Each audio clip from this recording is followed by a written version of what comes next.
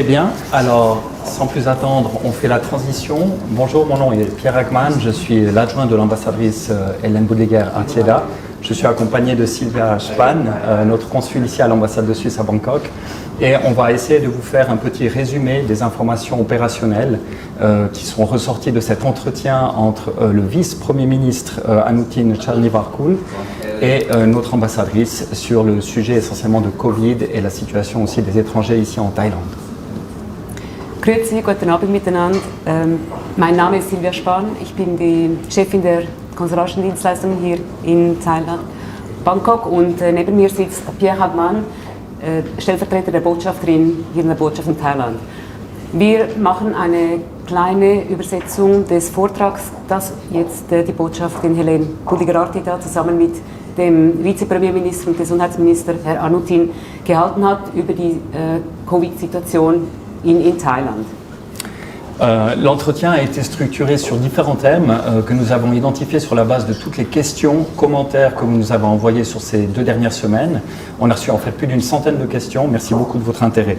Le premier thème était lié à la situation Covid en Thaïlande, partant du constat que la situation en Thaïlande avait été très bien gérée en 2020. Certes, depuis décembre, il y a ce qu'on appelle une nouvelle vague. Et quelle était l'évaluation à cet égard du vice-premier ministre de la Thaïlande? Le vice-premier ministre a dit qu'il y a effectivement maintenant beaucoup de cas qui sont décelés sur une base quotidienne.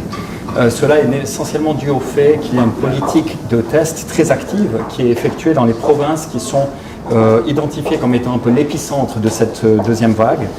Donc c'est pour ça que le nombre de cas est très élevé dans ces tests. Il explique aussi que ce n'est pas la Thaïlande ou les Thaïs qui ont baissé la garde et qui ont créé cette nouvelle vague, mais c'est aussi dû au fait que beaucoup de personnes ont malheureusement violé la loi en traversant la frontière illégalement et en ne se conformant pas aux prescriptions sanitaires, et donc cela a propagé Covid. Il se veut rassurant en disant que malgré cela, l'épicentre a été identifié. Et que les lieux où on a vu des infections sont sous contrôle, sont isolés. Et donc, il se veut rassurant en disant que la situation sera sous contrôle rapidement. Genau, wir werden die Übersetzung ein bisschen strukturiert halten. Wir haben mehr als 100 Fragen gekriegt und werden einfach ein bisschen generell oder Entschuldigung. Die Konversation zwischen Botschafterin und Vizepremierminister ging über generelle Fragen eigentlich ein. Die erste war, Thailand hat sich in dieser Situation ziemlich gut geschlagen soweit. Bis kurz vor Dezember war dann eine sogenannte zweite Welle, die dann aufkam, und die Botschafterin fragte, wo stehen wir heute? Herr Anutin versicherte, dass die Situation unter Kontrolle ist und man eigentlich nicht von einer zweiten Welle sprechen kann. Es wird aktiv getestet und es wurde entdeckt, dass in dieser einen Provinz, in Samut Sakhon, sehr viele Leute mit dem Covid infiziert waren. Sie machen jetzt eine aktive Bekämpfung davon. Und wir sollten ja nicht die Vorsicht fallen lassen, sondern weiterhin aufrechterhalten.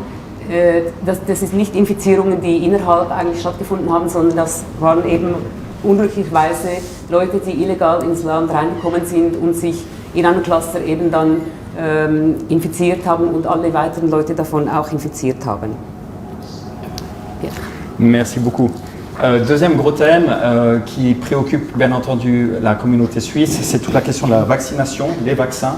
Qu'en est-il? Quel type de vaccin en Thaïlande? Et aussi, est-ce que les étrangers auront droit aussi au programme de vaccination?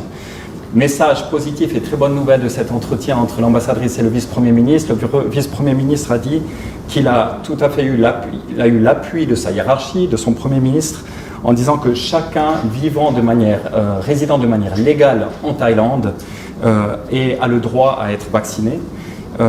Donc il veut être rassurant en disant que personne ne va être laissé tomber, tout le monde sera inclus, étrangers comme Thaï, tant que le séjour ici en Thaïlande est légal.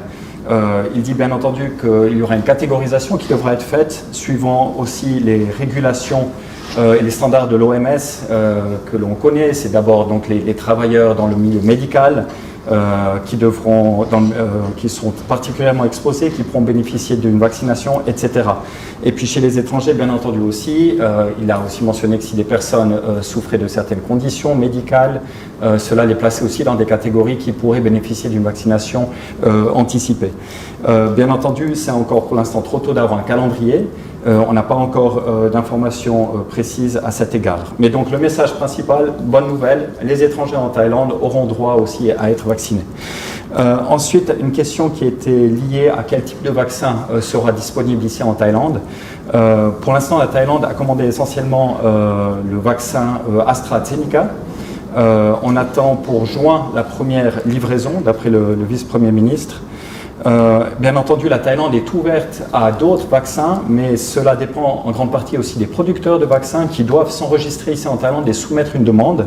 Et donc le vice-premier ministre a appelé ces producteurs de vaccins à soumettre une demande afin qu'ils puissent aussi être enregistrés ici en Thaïlande. Donc voilà un peu pour la question de la vaccination. Also die nächste Frage ging dann um die Impfungen. 2021 wird das Jahr der Impfungen sein. Und fokussierend auf die Schweizer Gemeinde fragt die Botschafterin dann, welche Impfungen ausgeführt werden und wie das aussieht mit der Bevölkerung und der ausländischen Bevölkerung. Und hier eine sehr gute Nachricht. Herr Anutin hat bestätigt, dass die gesamte Wohnbevölkerung geimpft wird und nicht nur die thailändische Wohnbevölkerung, sondern inklusive den Ausländern, weil es einfach keinen Sinn macht, nur gewisse Teile der Bevölkerung zu impfen und die anderen nicht. Sie werden dann auch nach einem Impfplan vorgehen, wie das gemäß den internationalen Standarden der Weltgesundheitsorganisation entspricht. Zuerst natürlich das Gesundheitspersonal und nachher die älteren Personen etc. Aber auch wenn zum Beispiel ein Schweizer mit schweren Vorkrankheiten und sehr riskiert daran zu sterben, werden solche Personen auch, die kriegen eine Vorzugsbehandlung. Und dann ging noch die Frage, welche Impfungen hat Thailand reserviert? Das ist also AstraZeneca, aber es ist nicht ausgeschlossen, dass andere Impfstoffe dann auch auf den Markt kommen, und Herr Anutin hat hier alle Produzenten gebeten, mit Thailand Kontakt aufzunehmen, weil es ist nicht ausgeschlossen, dass dann noch andere Impfstoffe auf den Markt kommen. Un autre volet de questions qui vous préoccupe, c'est les questions de séjour et de prolongation de séjour ici pour les étrangers en Thaïlande. Il y a quelques semaines, la Thaïlande a mis sur la liste des maladies qui empêchent ou qui interdisent un séjour pour un étranger en Thaïlande le Covid-19. Et donc cela a posé des questions dans le sens, si je dois prolonger mon visa et que je suis testé positif, malheureusement à cause de cette nouvelle vague, est-ce que ça veut dire que je vais être expulsé du pays? Le vice-premier ministre s'est voulu rassurant en disant que les étrangers qui habitent actuellement en Thaïlande, ce ne sont pas des touristes. Il n'y a plus de touristes en Thaïlande maintenant à cause de la crise sanitaire. Donc ce sont tous des personnes qui sont là légalement avec des permis de travail ou des visas annuels. Et que donc sur cette base-là, si quelqu'un est infecté du Covid, il sera traité en Thaïlande, il ne va pas être expulsé. Donc il s'engage à cet égard. Eine sehr große Verunsicherung bei allen Ausländern, auch den Schweizern natürlich, war dieses königliche Dekret, das am 25. Dezember letzten Jahres publiziert wurde. Und zwar, was passiert mit den Ausländern, die Covid-positiv getestet wurden und die kurz vor dem Ablauf ihres Visums stehen? Werden die dann rausgeschmissen? Also Herr Anutin war da sehr dezidiert und hat gesagt, natürlich nicht. Die Ausländer erhalten dann die Behandlung, die notwendig ist, um die Covid-19-Erkrankung zu überwinden. Und es wird alles getan, dass diese Leute hier im Land bleiben können. Der war wirklich sehr zuversichtlich, dass da keine Sorge gemacht werden muss. Un autre volet de questions concerne les restrictions de voyage et d'entrée ici en Thaïlande. Comme on le sait, à ce stade, on est soumis à une quarantaine de 14 jours.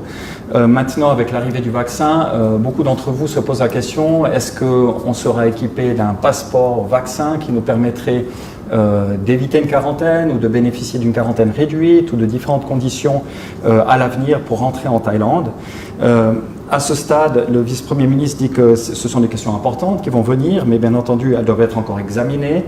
C'est vrai qu'aucun pays dans le monde ne s'est équipé de tels mécanismes, et les règles et régulations n'ont pas encore été établies, ni sur le plan international, mais c'est en discussion. Et donc, il dit que la quarantaine de 14 jours va rester, en tout cas tant qu'il n'y aura pas eu de première injection de vaccin, et à partir de là, peut-être il faudra commencer à considérer une nouvelle politique, mais il se veut bien entendu prudent, puisque les choses évoluent de manière très, très vite. Donc c'est une question d'équilibre, c'est un peu trop tôt pour se prononcer là-dessus, mais bien entendu c'est quelque chose que le gouvernement thaïlandais va regarder de près.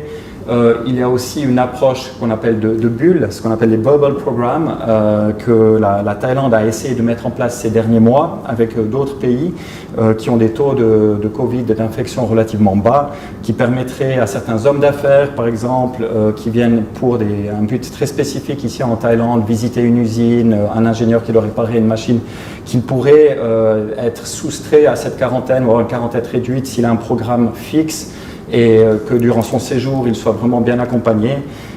C'est une discussion qui a été menée avec différents pays, mais malheureusement qui n'a jamais pu être mise en œuvre à ce stade, puisque chaque fois que cela devenait un peu plus concret, un nouveau développement dans le domaine de Covid, une nouvelle vague ici, dans un autre pays, faisait que tout devait être remis en suspens. Donc, c'est un projet qui existe encore, mais qui n'est pas encore concret et qui, à ce stade, malheureusement, n'a pas de calendrier de mise en œuvre. Ça dépend trop, c'est trop contingent de la pandémie, malheureusement.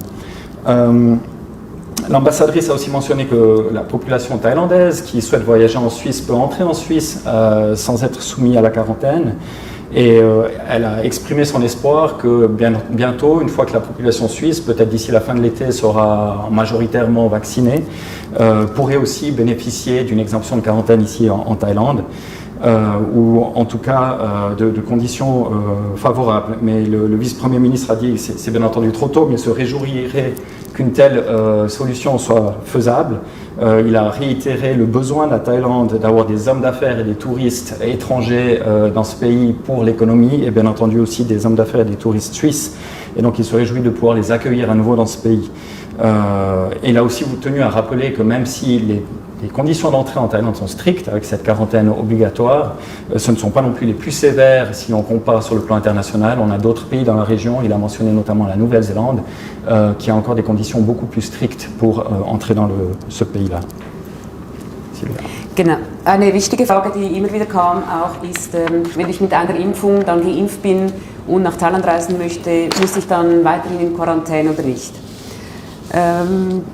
Vizepremierminister Ranutin hat dann erklärt, dass es ist ein bisschen zu früh, diese Frage, weil sie sind zwar daran, dies zu diskutieren, aber auch andere Länder haben noch keine Pläne in dieser Hinsicht. Es ist dann sehr speziell und heikel und es muss die richtige Lösung gefunden werden mit einem richtigen Mix aus Vorgaben und Einhaltungen. Und es ist einfach jetzt im Moment noch zu früh, über dieses Thema zu sprechen. Und dann die Frage, ist vielleicht etwas wie ein Travel Bubble für diese Leute vorgesehen oder nicht? Und dann hat er auch gesagt, sie haben schon verschiedene Versuche gemacht mit verschiedenen Arten von Travel Bubble, wie zum Beispiel auch Geschäftsleute, die nur wenige Tage nach Thailand kommen, dann nicht in die Quarantäne müssen. So, aber jedes Mal, wenn sie nahe dran waren, dies einzuführen, kam wieder ein Rückschritt und sie mussten das Programm abbrechen. Aber sie sind sicher dran, dieses Thema anzuschauen und auszudiskutieren und dann wieder schauen. Also wir sind auch daran, die Regierung dann wieder dafür anzusprechen, sobald die ersten Impfungen auch in der Schweiz gemacht sind und vielleicht der Sommer vorüber ist, und dann schauen wir weiter, wie das Thema dann weitergeht. Très bien. Autre sujet important qui vous a préoccupé dans les nombreuses questions qu'on a reçues, c'est aussi la perception de l'étranger ici en Thaïlande. Et c'est un phénomène qui n'est pas limité à la Thaïlande, c'est vraiment, on le constate malheureusement partout, c'est que la personne étrangère dans un pays hôte est souvent dans cette pandémie parfois perçue comme vecteur du virus, ou en tout cas on peut voir une sorte de développement d'un sentiment anti-étranger dans ce contexte-là. Donc l'ambassadrice a demandé au vice-premier ministre qu'est-ce qu'il avait à dire à cet égard. Il a voulu être rassurant, bien entendu, en disant que les étrangers sont toujours les bienvenus en Thaïlande, Pour lui, il est fondamental, bien entendu, que les règles d'hygiène sanitaire soient respectées par les étrangers. Il souligne que le port du masque n'était pas acquis pour les Occidentaux au début de la pandémie, qui remettait en question la nécessité de porter un masque, mais que depuis que maintenant les Occidentaux ont décidé et ont compris qu'il était important de porter un masque pour prévenir la transmission du virus, cela aide beaucoup aussi pour la perception de l'étranger en Thaïlande, et il ne devrait plus y avoir de problème à l'égard de la perception des étrangers tant que ces règles sont bien respectées. Voilà. Genau, die andere Frage, die dann auch immer wieder erwähnt wurde, bei den vielen Fragen, die reinkamen, ist das Gefühl, dass man als Ausländer hier nicht willkommen ist. Und Vizepremierminister Anutin hat dann gesagt, dass halt die ausländischen Gäste am Anfang der Krise den Sinn des Maskentragens nicht eingesehen haben und das dann halt ein bisschen dazu führte, dass vielleicht die Ausländer dann nicht so gern gesehen waren, aber er sagt auch, dass jetzt mit der Disziplin, mit der Maskentragendisziplin und mit dem sich an die Regeln halten, das hat sich schon sehr stark gebessert. Auch die ausländischen Gäste in Thailand tragen vorzüglich Masken und das hilft sehr dazu bei, das Image des Ausländers auch in der thailändischen Bevölkerung wieder zu verbessern und die Dinge wieder auf den normalen Weg zu bringen. Le vice-premier ministre Anutin est bien entendu en charge de la réponse thaïlandaise sur le Covid, mais aussi comme ministre de la Santé, il s'occupe d'autres thèmes de la santé, et on l'a aussi senti dans les questions que vous nous avez envoyées. Il y a deux questions qui ne concernent pas la pandémie qui ressortent. C'est d'une part la pollution de l'air, la pollution avec les particules fines 2.5, et puis aussi la question du cancer et le traitement du cancer ici en Thaïlande. Alors tout d'abord sur la question de la pollution de l'air avec les particules fines, le vice-premier ministre tient à souligner que c'est une pollution qui vient aussi de la région et pas forcément de la Thaïlande, donc c'est aussi des nuages de pollution qui se déplacent, que c'est aussi un phénomène saisonnier avec un air plus frais, les poussières sont davantage capturées dans l'atmosphère et maintenues au niveau des villes. Et il voit aussi deux développements positifs grâce à la pandémie. D'une part, c'est le home office, travail depuis la maison, que la pandémie a introduit. Et il dit qu'on a vu aussi une nette diminution de la pollution des particules fines due à la diminution du trafic. Et il espère que le gouvernement pourra davantage encourager ce type de forme de travail à l'avenir. Et puis deuxième axe, il insiste sur les gros investissements consentis par le gouvernement sur les transports de masse ici en Thaïlande, transports publics de masse, avec l'espoir que d'ici 2-3 ans, quand ces projets seront concrétisés, on verra vraiment une diminution aussi de l'utilisation des véhicules privés et donc de la pollution. Voilà pour la pollution de l'air, peut-être. Genau, es kamen dann am Schluss noch zwei wichtige Fragen auf bezüglich einerseits der Luftverschmutzung hier in Thailand und was das Programm der Regierung ist, diese zu bekämpfen. Herr Vizepremierminister Anutin hat dann gesagt, dass größtenteils diese Verschmutzung eben auch aus den Regionen kommen und nicht unbedingt aus Thailand selber und das halt dann auch ein Phänomen ist, das nur gewisse Jahreszeiten betrifft, wenn die Luft ein bisschen kühler ist und diese Partikel dann halt eben einschließen und unterhalten.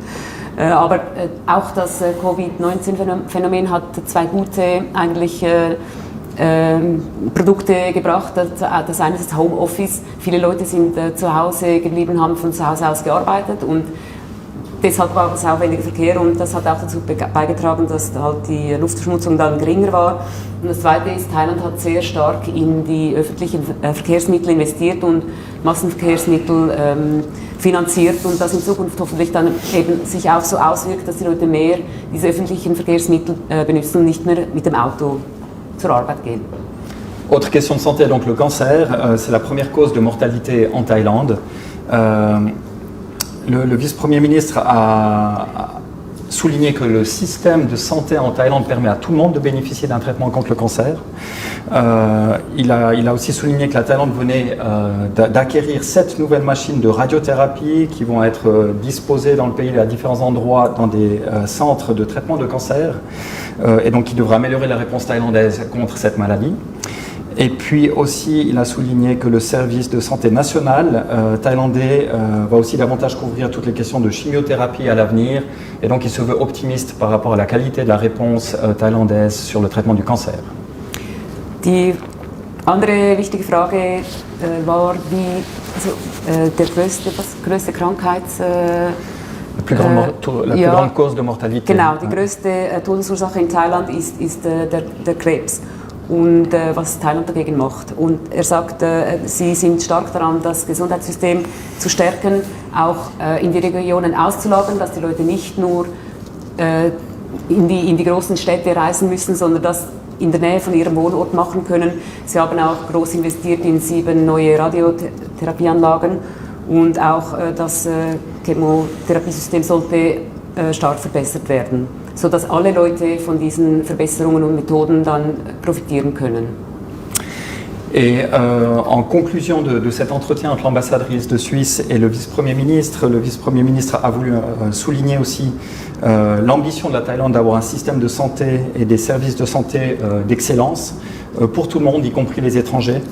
Il a souligné les gros investissements consentis par la Thaïlande dans ce secteur-là, la très bonne gestion de la pandémie Covid, qui devrait augmenter encore la confiance vis-à-vis du système de santé thaïlandais pour le tourisme, mais aussi pour le tourisme médical. Comme il le soulignait, la Thaïlande est le seul pays à avoir des hospitals, c'est donc un mélange de hôpital et de hôtel, qui traduit bien cette notion de tourisme médical que la Thaïlande veut davantage développer encore à l'avenir. Le Covid, bien entendu, a coûté beaucoup d'investissements à la Thaïlande, comme dans tous les pays, mais il espère sincèrement que tous ces investissements vont pouvoir être rentabilisés à l'avenir dans le système médical thaïlandais. Der Vizeminister hat noch betont, dass eben diese großen Investitionen, die sie in das Gesundheitssystem machen und die eigentlich auch in der Vergangenheit Thailand dafür bekannt gemacht haben, für diesen medizinischen Tourismus, dass diese Investitionen sich lohnen, auch Thailand dann in diesem Bereich wieder auf Nummer nach vorne zu bringen. Merci beaucoup de nous avoir suivis, y compris cette traduction. Cet entretien du jour entre l'ambassadrice de Suisse et le vice-premier ministre de Thaïlande sera aussi mis sur notre chaîne YouTube ainsi que sur notre site internet, donc vous pourrez la consulter en tout temps. Et on se réjouit bien entendu de vous retrouver à l'occasion d'une autre interaction virtuelle, un de notre Ask the Embassy meeting d'ici ces prochaines semaines. Vielen Dank, dass Sie so lange mit uns geblieben sind und das ganze Interview mit angeschaut haben, inklusive Übersetzungen. Wir haben uns sehr gefreut darüber, dass wir so viele Anfragen erhalten haben. Wir sehen uns dann an einem nächsten virtuellen Town Hall Meeting. Schönen Abend. Merci, au revoir.